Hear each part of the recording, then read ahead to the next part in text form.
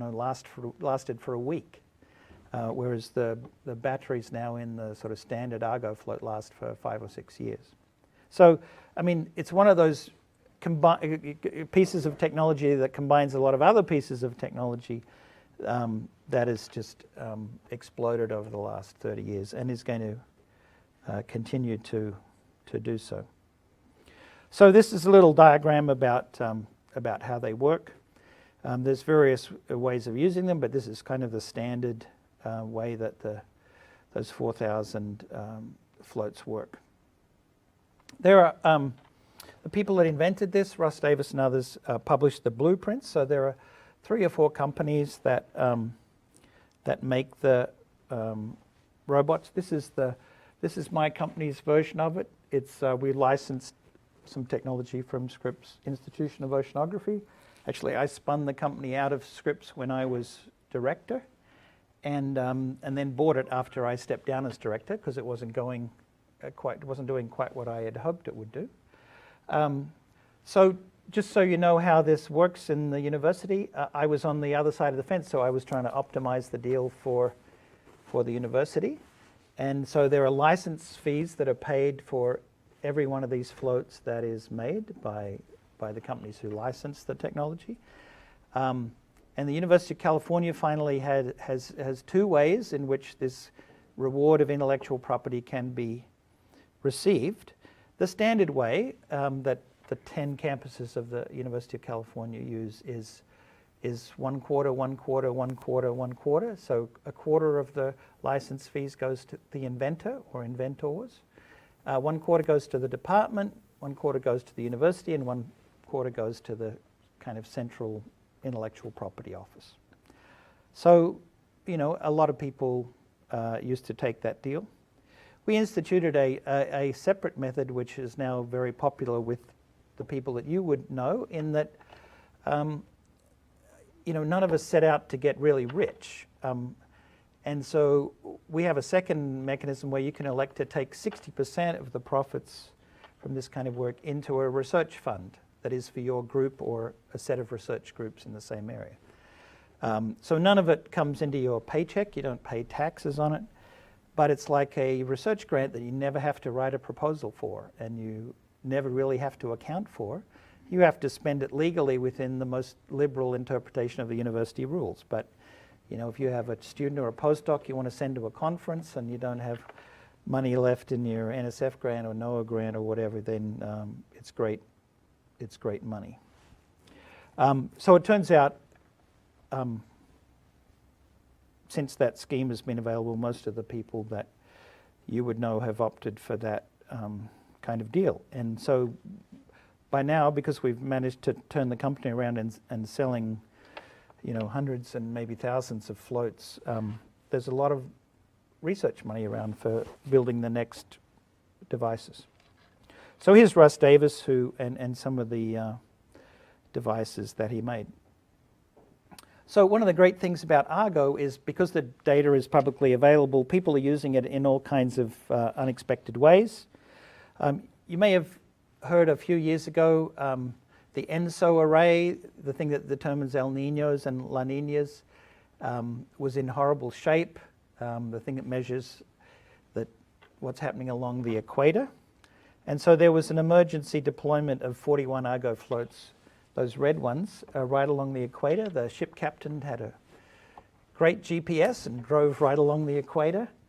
And now you can actually see where those 41 floats went. Of course, some of them went north, some of them went south, just gently drifting away all over there, all over the Pacific.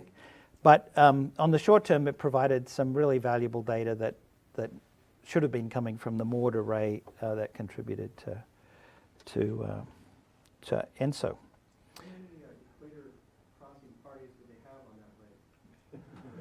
that lake? I think it was a permanent party, wasn't it? Looks like they were being covered in shaving cream every night or something. Yeah, could have been torture if it was your first cruise. Yeah. Those of you who don't know can get the explanation later when I'm not party to the lawsuit. So I was lucky enough once to go and visit our collaborators in Chile, who are really important partners of Scripps. And I was taken to a middle school, and every student in this class had adopted one of the floats as their own float and given them names, you know, Roberto and Margarita and so on. And when their float came to the surface, they would report, and they would have the trace of temperature and salinity, which I'll show you in a second. Of course, you know, in Chile, El Nino is a huge deal, right? It depends, I mean, the economy is sort of dependent on whether the fish are close or a long way out and so on. There's just scientists have been using this data all kinds of ways that I certainly didn't anticipate. I don't think anyone anticipated. One of the ones I liked was from Susan Weifels, who's done a lot for Argo. She used to be in Hobart and just moved to Woods Hole. You've probably heard that in the global warming hypothesis, or I would say proved hypothesis, the hydrological cycle is supposed to be driven harder. So every time the temperature of the air gets a degree warmer, it holds more water. And so there's the possibility that we would have much higher water volumes coming out of the sky during storms. And I think, you know, people in Houston probably agree with that. So Susan had this idea that maybe there's more fresh water flowing out of the big rivers of the world, like the Amazon and so on. And so she said, well, I'll just analyze the Argo data, you know, of the last 6 years or something. And because Argo collects salinity as well as temperature, you can have a look for that. And lo and behold, this sort of lens of fresh water coming out of the Amazon has been increasing. So something that's at least consistent with global warming. And that's just a small example. There's so many different ways that people sitting at a desktop have used this data, thanks to these pioneers in the 23 countries that got together to deploy this array. So this is what a single profile looks like. My shoelace has come undone, so I'm just going to do it up before I trip and fall on my face here. We're being videotaped, so I figure it's not one for my bloopers reel, which is already, you know, it used to be that my cell phone would ring right in the middle of my talk, you know, and of course I used to complain to all my students. So I used to teach undergraduates all the time, and I would complain when their cell phones rang, and you know, it's really embarrassing when the lecturers ring. And for a while I had this joke, I don't know if you remember way back when Rudolph Giuliani was running for president. I mean, it seems like those were the sane days, right? And his phone went off, and it was his wife, you know, and so he picked it up and, you know, had a conversation with her while he was giving this huge speech in a football stadium. So when my phone would ring, I would say, oh, it's Rudolph Giuliani's wife is calling me. But I thought it was a funny joke, but, you know, as the years go by, it becomes less and less relevant. Okay, so you probably had to study all of this in your classes. I mean, the water gets cold. The black line is the water. So, you know, in Antarctica, the water is at its freezing point of salt water, right? So minus 1.92 or something, is it? And it, you know, depending where you are in the globe, it gets warmer. And there's, you know, these are real little bumps and wiggles. There are lenses of cold and warm water. Salinity is much more fun. I mean, that red line is these layers of salinity. And if you read, you know, all the World War II submarine books, which I'm sure you do, you know, if you need to hide a submarine, in the old days, you used to try and hide underneath a layer of salinity or something and hope the sound waves bounced off that. I mean, if you know how we do that today, you're not allowed to say what happens today, but it's absolutely fascinating. So if you take 1 million of those profiles, you can do a lot of different things. And so one of the things you can do is look at how much heat there is in the ocean. And you know, this incredibly profound experiment that you can't really imagine doing off ships, because we could never get enough ship time to reduce things. Here's 3 different groups that have analyzed all the data, the ship data and the Argo data, to show that the ocean heat content has dramatically increased in the last 50 years. And so that picture, I think, is a picture that somehow every citizen on the planet needs to understand. I'm not sure exactly how we get to that point. And you may or may not have seen this curve, but this is the total energy that we've dumped into the Earth's climate system since about 1970. And it's 250 zettajoules of energy. So I started my career working in thermodynamics, as was alluded to, and I didn't even know there was a prefix zetta. 10 to the 21 joules, who knew? It's just an unimaginable amount of heat, but that's how much heat we've dumped into the planet. And these are all measurements. They're not theories or, some physicist with a pencil in Caltech or something. This is actual honest-to-goodness scientists going out there and measuring stuff. So the light blue is the amount of heat that's gone into the top 600 meters of the ocean, and the dark blue is the other deeper ocean, and that makes up 92.5% of the heat. The white band is cunningly the amount of heat that has gone into melting ice, initially equatorial glaciers, and more recently permanent ice on the land in Greenland and parts of Antarctica. The little brown part, again, quite cunningly, is heat that's gone into heating up the land. So if you think of the vast wastelands of Siberia and Canada, the actual ground temperature down to the first couple of meters has been slowly warming, and you can obviously quite easily go with a thermometer and measure that change. So the amount of heat going into glaciers is about 2%, the brown is about 2%, a little bit more, and the red part is the amount of heat going into the atmosphere. So this is not a surprise to you. Probably we made you learn in freshman physics or whatever it was that the heat capacity of water is way higher than the heat capacity of air. But the phenomenon that we call global warming is all about the ocean. It's, at least between you and me, it's all about the ocean. It's 92.5% about the ocean. So if for some reason you don't like global warming or wish it wasn't true, or want to believe some political party that says there is no global warming, or if you think it's a Chinese hoax, then somehow you have to come up with another explanation for this heat. And back in 1958, there were some of my colleagues actually were thinking a lot about where heat might be coming from. But no other explanation other than the fact that it's heat trapped by greenhouse gases and almost immediately transferred into the surface of the ocean. That's the only explanation that's survived to now. And so if you read any of the learned academies, that's the explanation that they say is highly likely, almost certain. And I think if you wanted to set your life's work to disprove global warming, this is going to be your toughest job, is figuring out where this 250 zettajoules of energy has come from, if it's not from trapping of gases in the atmosphere. We might come back to, an alternative explanation.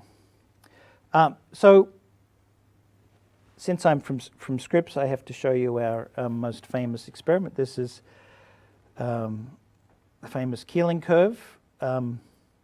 It's probably worth saying, my very famous predecessor, Roger Revelle, hired Dave Keeling as a postdoc from Caltech to do these measurements. And Roger wanted to do them, CO2 measurements off the stern of a ship, and with characteristic respect for the director of Scripps that is preserved to this day, Dave Keeling told him that was a really, really dumb idea, and that the last thing you wanted to do was to be on a moving thing that was subject to, fumes coming from the diesel engines and so on. And so he set up measuring instruments in the South Pole in Antarctica and on Mauna Loa in Hawaii.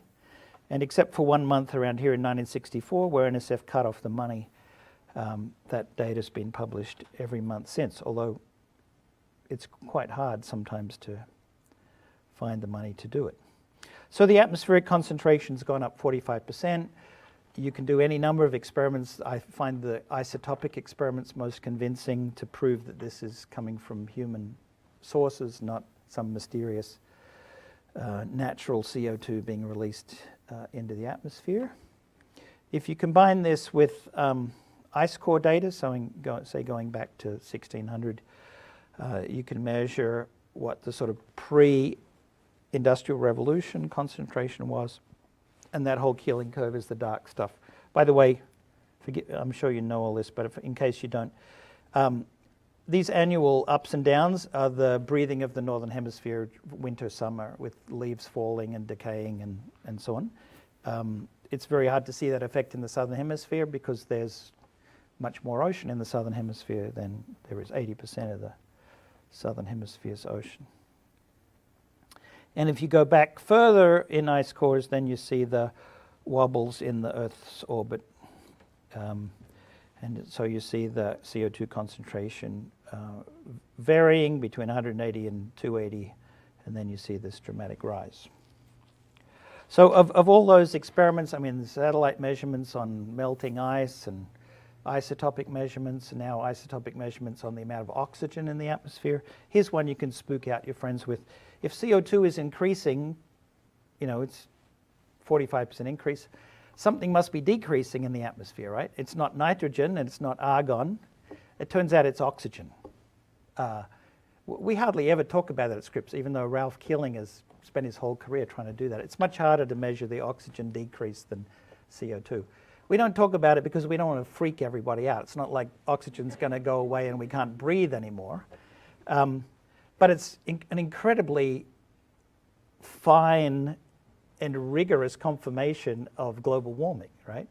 I mean, if you could actually measure in sort of what the CO2 is displacing in the atmosphere, I mean, it's absolutely brilliant physical chemistry measurement and so on. And then you do that isotopically and you can figure out, I mean, this is director's primitive explanation. I'll apologize to Ralph if I get it wrong. But if you take oxygen in the atmosphere and combine it with CO2, you know, and disappear it, so it's incorporated into, say, more plant material, then, you know, that's sort of the land contribution of where the CO2 and oxygen is going. If the CO2 just dissolves in the ocean, which we measure about a third of it is, then it doesn't take any oxygen with it. So by measuring that decrease in oxygen and the increase in CO2, you can figure out not only that we've increased the atmospheric concentration of CO2 by 45%, but we can trace exactly where the other CO2 that we've emitted that doesn't show up in the atmosphere is gone. Partly into increased vegetation in Canada and Siberia, and partly into changing the chemistry of the ocean by dissolving in the ocean. Okay, so for you guys who don't like global warming, this is your homework.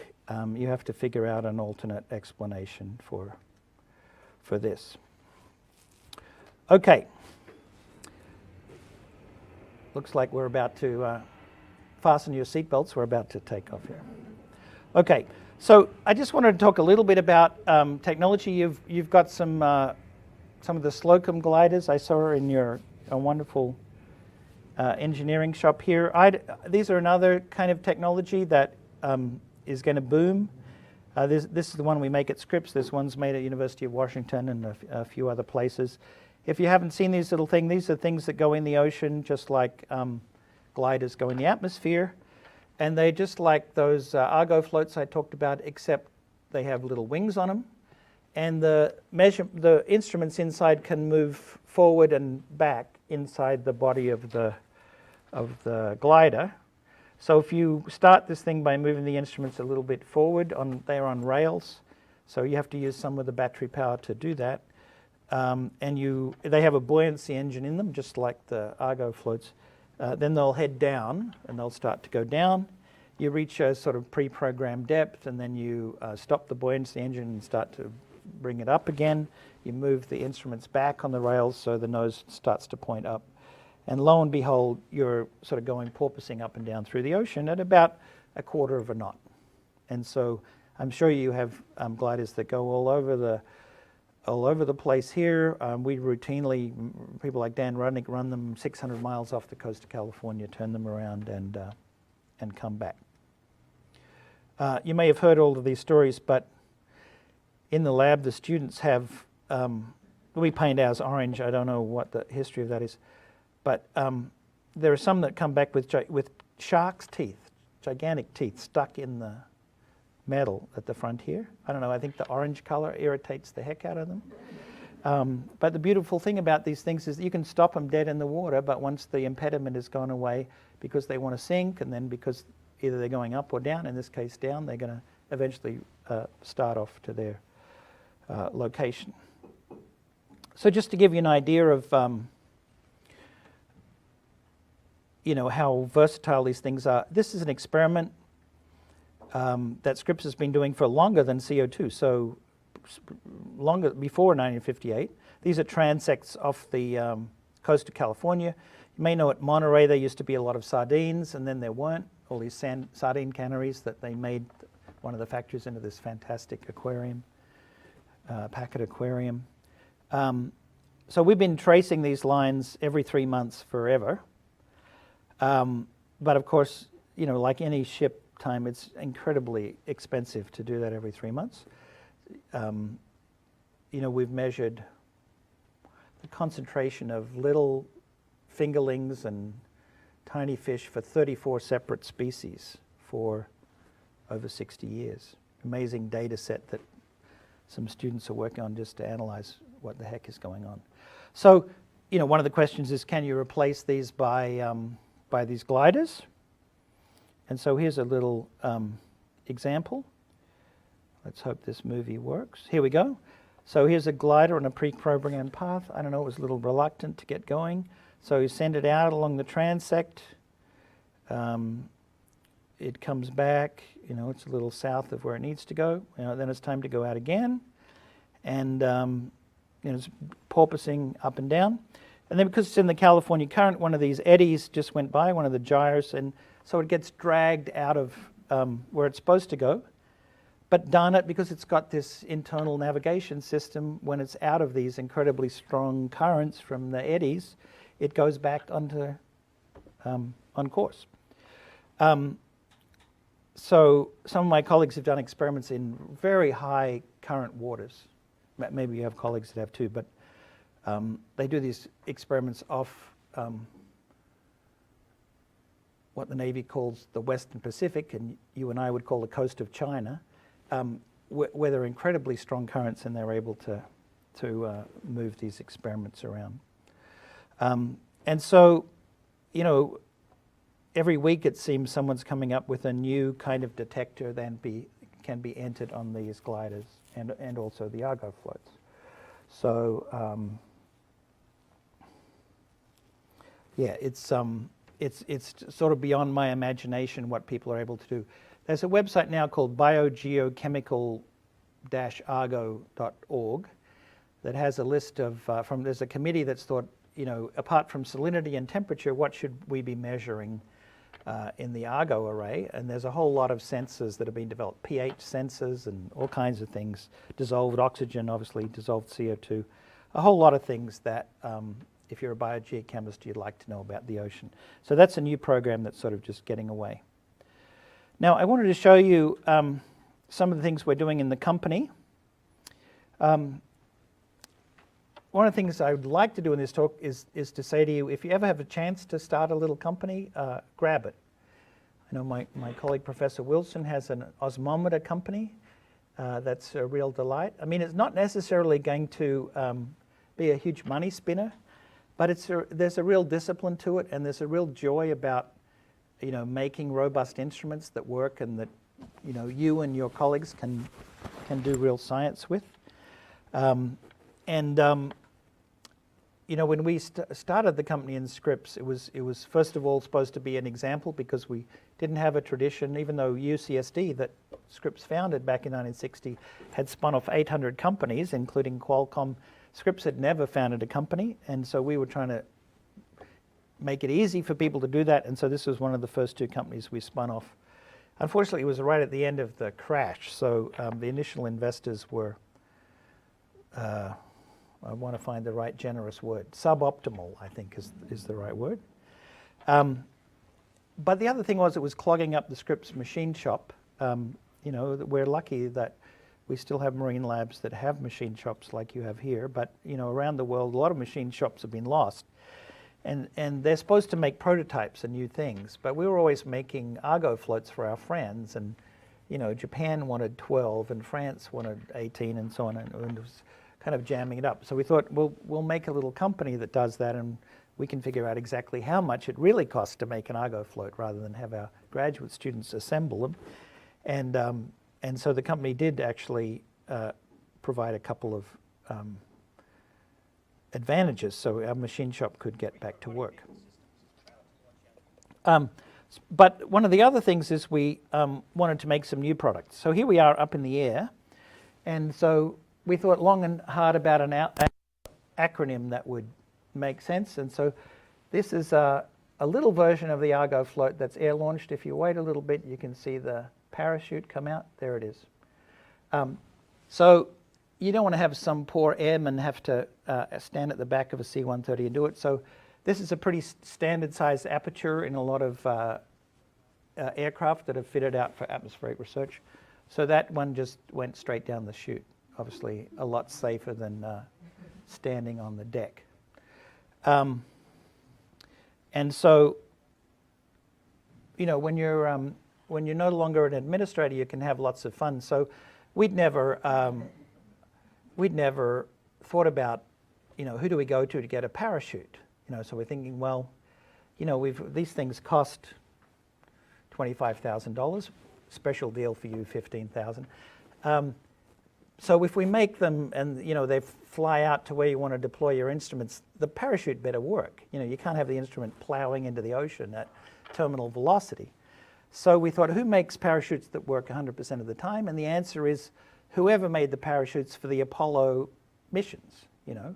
I mean, you can't fly 3 guys to the moon and then bring them back and have them smash into the ocean. That's just, you know, unacceptable PR.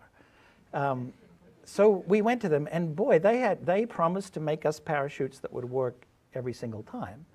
But they must have been made of gold thread or something. They were incredibly expensive. So we interviewed all of the parachute manufacturers, and finally we hit upon the right solution, which was the smoke jumper guys. You know, when we have forest fires, we throw all these people out of airplanes in places you couldn't hike up to in time. And they're landing in all these cinders, and the, you know, cinders go through the parachute, and yet somehow they all land properly, even though their canopy is completely full of holes.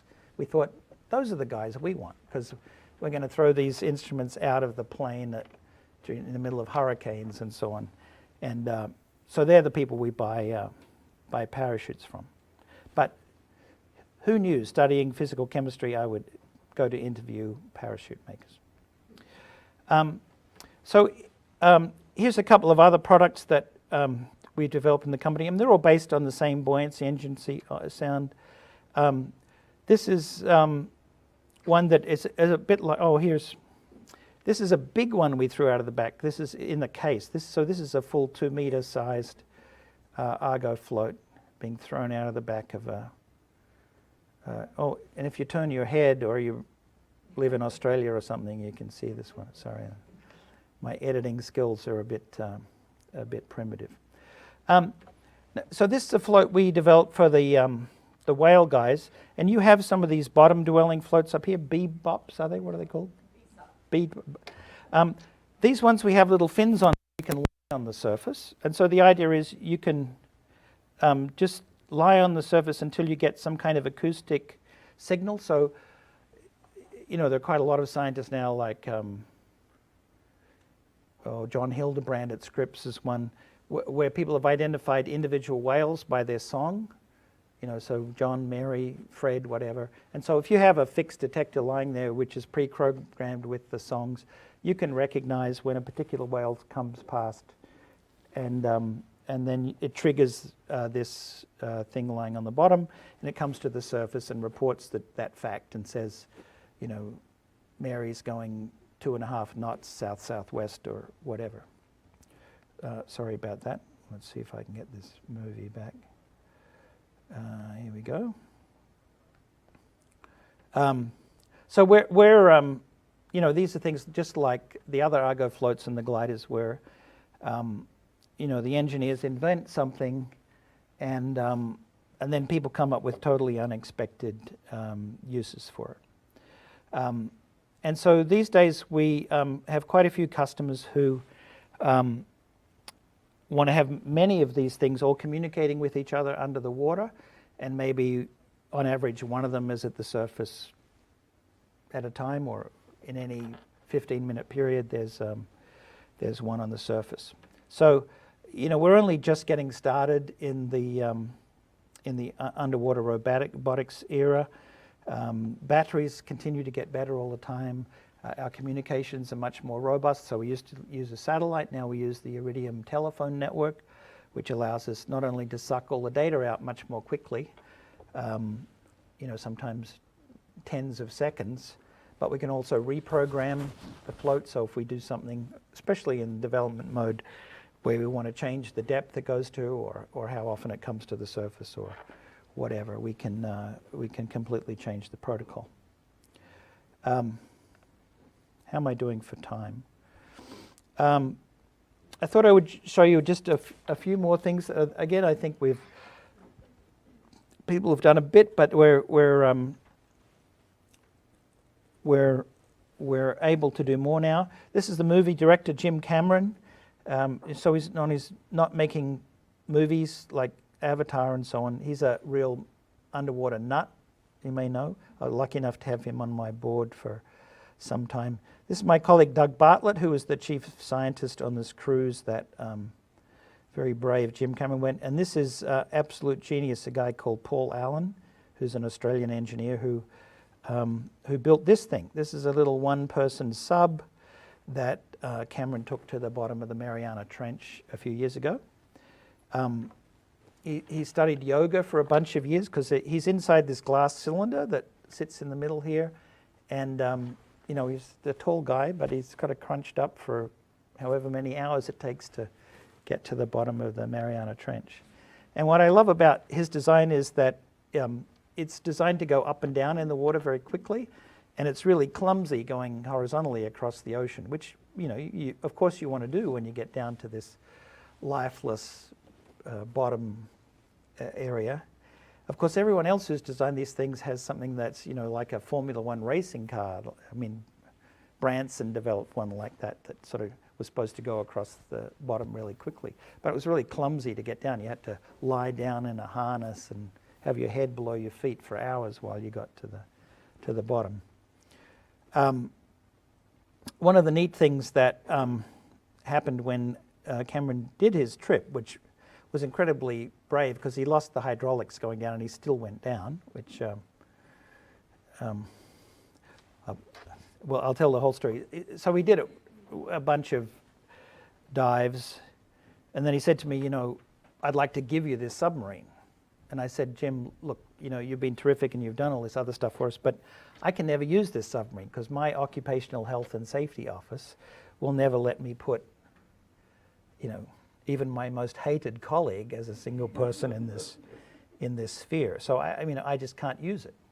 And so then we had this idea that, you know, Woods Hole was a separate 501c3, and maybe they wanted to kill a few people, but you know, in the end, no one. You have to sort of be a private person who's willing to do it. So one of the clever things that I don't know if you can see up here. So when Cameron designs this, the guy's thinking movies the whole time. So the whole rest of this submarine is just LED panels like you've never seen. And so when you're on the surface and you turn these things off, you think you're going to fry even from the LED light. Because of course, when you're down, you know, at the bottom of the Mariana Trench, it's as black as it can get, right? And it's all about having enough light to see what's going on. And he has these camera arms and so on. But the neat thing that we did on the Scripps side is we sent down these landers, these autonomous landers. They don't look as slick as the Cameron construction, but these are the kind of autonomous vehicles that you and your colleagues would have. I saw lots of them that go down to the bottom and you sample sediments and rocks. And so the only difference from these ones is they have some spheres here that, so they can go down 10 miles to the bottom of the ocean. Actually, there's 2 spheres with all the electronics in them. And the guys sat around thinking, how do we get them to communicate with each other? Because you don't want to drill a hole through the glass sphere to, pass a little wire. And the answer, of course, is Bluetooth. So Bluetooth works really great under high pressure. And so, as Cameron would say, if you take one camera to the bottom of the ocean, it's dead boring, right? If you take 2 or 3 cameras, then they can film each other, and then you've got a story, right? So if this works, let's hope this works.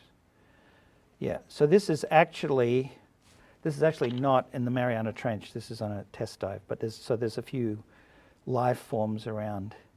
But this is actually from a lander using one of Cameron's incredibly expensive cameras filming back. And so here's his sub. I think actually Paul Allen might be driving it in this voyage. So its little propellers it's taken off the bottom sediments and moving over. So I don't know whether you've read the story of the Trieste, which was the first piloted vehicle to go to the bottom of the Mariana Trench. What was it, 1962, something like that. But they really slammed into the bottom and kicked up this huge cloud of sediment, and so they couldn't see a darn thing. I mean, it's not exactly how it was reported at the time, but if you talk to the surviving member of that crew, he'll say it was a complete failure because they didn't anticipate the sediment. I mean, incredibly brave thing to do, right? So what's the story of this? I had this great idea that if we couldn't use this sub anymore, it should go to a museum somewhere. So the Sydney Maritime Museum was willing to house this thing. It's quite large when it's tipped up. And it was on a truck starting its voyage there, and the truck caught fire.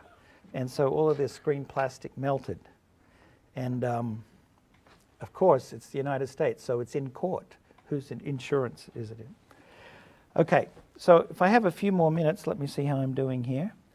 I just wanted to say, I think these combination of robotic floats and gliders and so on, these are the way that we're observing planet Earth. And I think, we're just starting this exciting future. I think the next 30 years, we're going to learn things about the ocean that, we old-time professors sort of dreamt about and never really figured out how to do and never got enough ship time to do.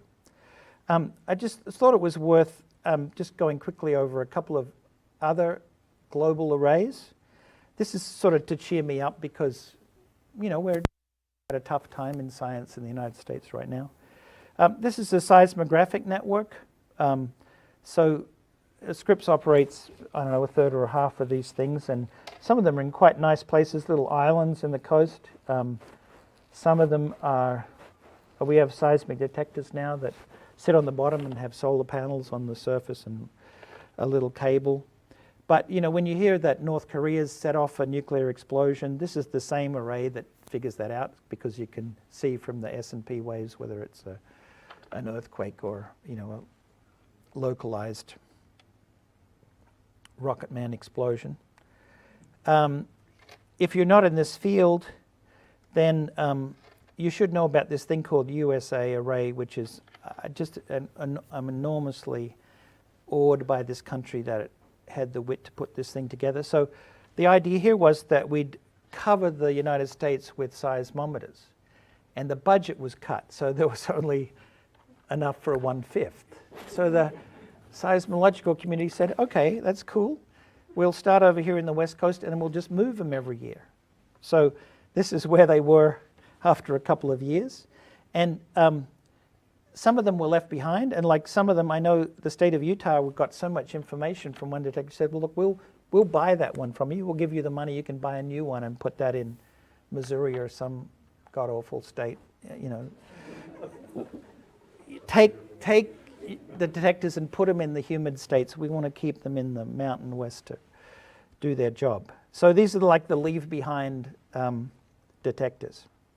And, if you've been reading any about this, all these things about these very slow earthquakes and movements and so on, and you know, I had to learn all this stuff when I came to Scripps, but it's really awesomely interesting. And I think the best explanation I've heard is that, you know, just a single seismograph, you know, to measure earthquake is like, you know, your old doctor in isolated rural areas putting a stethoscope on your chest and tapping, you know, if you've ever had that. Maybe that's too old for you guys. And that this is like an MRI, you know, having these hundreds of detectors measuring what's going on. The other thing I want to talk about is every now and then we do get to launch new satellites. This is a satellite picture from Galileo, and you know, everyone sort of used to say about this picture, you know, it shows you clouds and blue. You know, what you should really take away from this picture, how fragile the atmosphere is. You know, the atmosphere is about 10 kilometers thick. It's nothing. You feel like you could sneeze and the whole globe, you know, Earth's atmosphere could go away. I mean, horizontally, you know, if we drive 10 kilometers, we don't even get to Tampa, right? You know, 7 miles, you're halfway across the bridge or something. If you go 7 miles straight up, you're out of breath. And so all that heat, you know, is being temporarily trapped in that atmosphere, but it's, you know, it's stored in the ocean. And, you know, so when you think about these parts of the world that nobody owns or everybody owns, like the atmosphere or the open ocean past our 200 nautical mile limits, you know, the atmosphere is even more fragile than our ocean, and yet somehow my generation really hasn't figured out how to take care of it. So one of my colleague Francisco Valero got to build a different kind of satellite. I don't know if you've heard of this. It's often called the A train. So these are all the satellites that we've launched. They basically go around the same orbit on Earth, one after another, a little bit behind each other. That's why it's like a train. You know, and they're measuring different things at different wavelengths. Aqua, a joint US-Argentine satellite that measures surface salinity. I don't know if you've ever thought about that a little bit. It's kind of freaked me out at the time. How can I measure salinity from space? But in the gigahertz spectrum, you can measure it. Here's OCO that measures CO2 concentration. Actually, remember OCO1 landed in the Antarctic Ocean, so difficult to measure atmospheric CO2 there, but we rebuilt it and launched it again. It stayed up this time, so OCO2 is measuring CO2. But what Francisco built was this satellite called Discover. It was a political football for a while, but Discover doesn't orbit the Earth, it orbits the Sun. And it orbits the Sun between the Earth and the Sun. It orbits the Sun at the same speed as the Earth, and it's sitting at what we call Lagrange point 1, which is the equigravitational point. So it has a sun-facing side that measures all kinds of things and is a predictor, early warning of solar storms and so on. And then it has a Earth-facing side. And among measure, it images the whole of the Earth, and among other things, it measures all the heat coming out of half of planet Earth. And so it's one of these great follow-up experiments that's a rigorous test of global warming. Over time, the amount of heat reaching this satellite should go down, right? Because we're trapping slightly more heat in the atmosphere. So the amount of heat we re-radiate to the atmosphere by arithmetic has to go down. If it doesn't, then you know there's something wrong with our understanding of global warming. So totally fun thing to do. I don't know if you want to give yourself another homework problem is, here's Lagrange point 1. This is Lagrange point 2, which is a bit more unstable. The lovely thing about Lagrange point 1 is that it's a minimum. So if the satellite veers slightly off where it should be, it returns to Lagrange point 1. Lagrange point 2 is like a saddle point, so you'd have to have more fuel. We haven't raised the money for that one, but if we had a satellite there, we could measure the heat coming out of the other half of the Earth, and we'd have a total test of global warming. But just think about how you actually get to Lagrange point 1. I mean, you can look up on the web how they launched a rocket from good old planet Earth, and it goes on this crazy trajectory, so it has to end up with zero velocity right at this point. Fabulous homework problem. Okay, so unbelievably, Francisco thought of all of this. He realized that sitting at Lagrange point 1 and waiting long enough, the moon is going to go across your image of planet Earth. And this is real, honest-to-goodness data of the moon going across. And so Francisco used this in his planning to figure out exactly how far it is from the satellite to Earth, because he knows the angular diameter of the moon, because we've been there and we've got lots of laser measurements of how big the moon is. It's just like the ultimate calibration. I don't know if you notice anything different about this moon, but it's the back side of the moon. It's the side that we don't see, so you don't recognize the... I may be simple or something, but I can stare at this picture forever.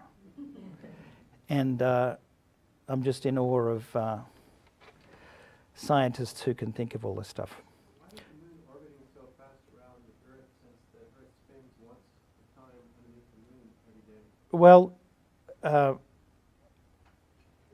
that's almost a tidal question, but I think if you think about it, I don't know, if you look at it for 142 hours like I have, I think it is going right. I think the moon is basically sitting in the right spot above the... Either that or NASA's faked this one too, like they did the moon landing.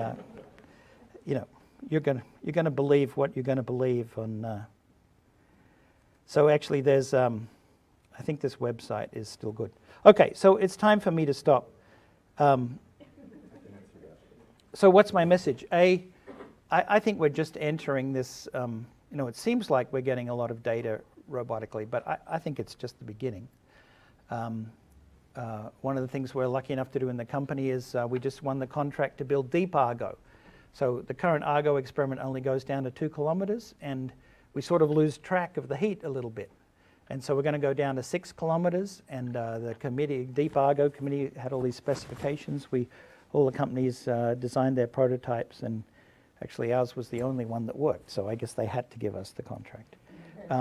But they're no longer long and thin. They're spherical. We actually used the same spheres that those guys who went with Jim Cameron used, so we were sort of had some of the hard stuff done already.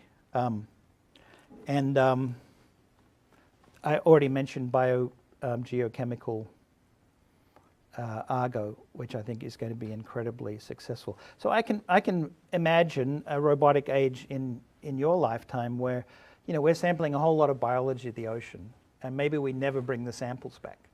Maybe we load up our DNA analyzers on our glider or whatever and analyze all the viruses and bacteria that are out in the ocean and just beam the data back.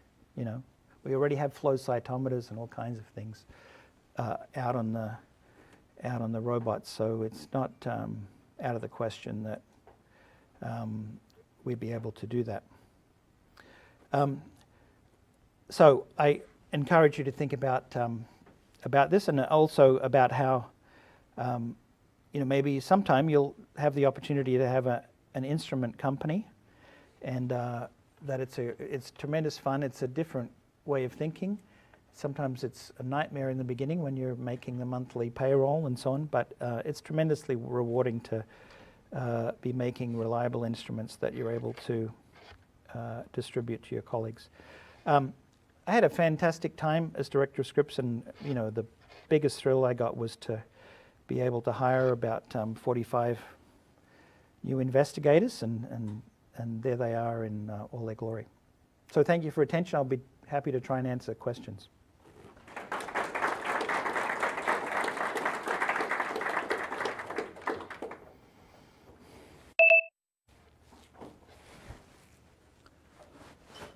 Yes? I was curious about the seismic array that you showed a little bit earlier. Yeah.